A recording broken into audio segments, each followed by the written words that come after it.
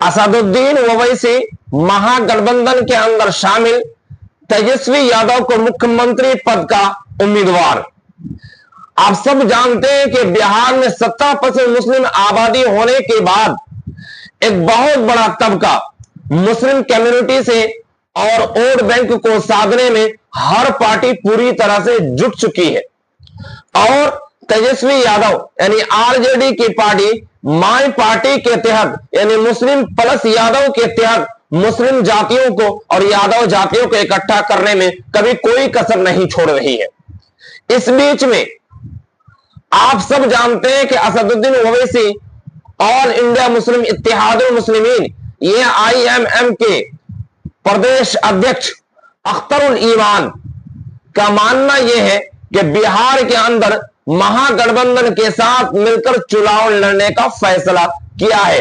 अगर महागठबंधन की तरफ से बुलावा आता है, महागठबंधन की तरफ से लेटर आती है, तो हम महागठबंधन में शामिल होने के लिए तैयार है। क्योंकि अख्तरुल ईमान का मानना यह है कि अगर एनडीए को पटखनी देना है, एनडीए को हराना है, एनडीए को धूल चटाना है, तो उसके लिए हमें महागठबंधन के अंदर शामिल होकर के ही चुनाव लड़ना है। अगर वो महागठबंधन के अंदर शामिल नहीं होते हैं तो सबसे बड़ा नुकसान आरजेडी यानी महागठबंधन को होगा। क्योंकि इस बार तेजस्वी यादव पूरी तरह से सीएम फेस के उम्मीदवार है और महागठबंधन उनके लिए पूरे जोर शोर लगा चुका। और इस बीच में महागठबंधन को छोड़ करके असदुद्दीन ओवैसी अपने उम्मीदवार उतारते हैं तो यह सबसे बड़ा नुकसान महागठबंधन को इसलिए होगा कि ये जो वोट बैंक है, मुस्लिम जाति के जो वोट बैंक है, वो सारा कट करके असदुद्दीन ओवैसी की तरफ आएंगे। और जब असदुद्दीन ओवैसी की तरफ कटेंगे तो बीच रास्ते से एनडीए निकलेगी, जिसको लेकर उन्होंने कहा कि पूरी तरह से हम तैयार हैं। अगर उनकी तरफ से बुलावा आता है तो हम महागठबंधन में शामिल होकर के चुनाव लड़ेंगे।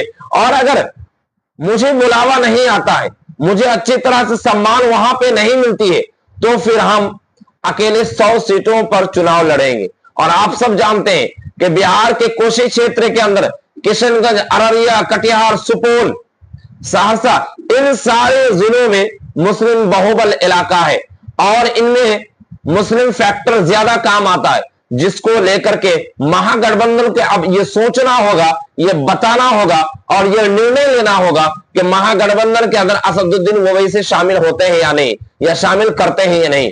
क्योंकि महागठबंधन के अंदर झारखंड के भी एक JMM, CPI, CPML, Congress, RJD और फिर अगर अख्तरुल ईमान आ जाते हैं तो ये सारे लोग, एक और दल को नहीं बोलना होगा, मुकेश सहनी के, ये सारे दलों को मिलकर के चुनाव लड़ना एक थोड़ी सी मुश्किल घड़ी है। क्योंकि सीट शेयरिंग को लेकर के, लेकिन असंभव बिल्कुल भी नहीं है। और अगर असदुद्दीन ओवैसी को महागठबंधन में शामिल ना किया जाए तो महागठबंधन को भारी नुकसान का सामना करना पड़ सकता है। और पिछली बार असदुद्दीन ओवैसी अकेले ही चुनाव लड़े रहे थे, ये आईएमएम अकेले ही चुनाव लड़ने की वजह से महागठबंधन को भारी नुकसान हुआ था।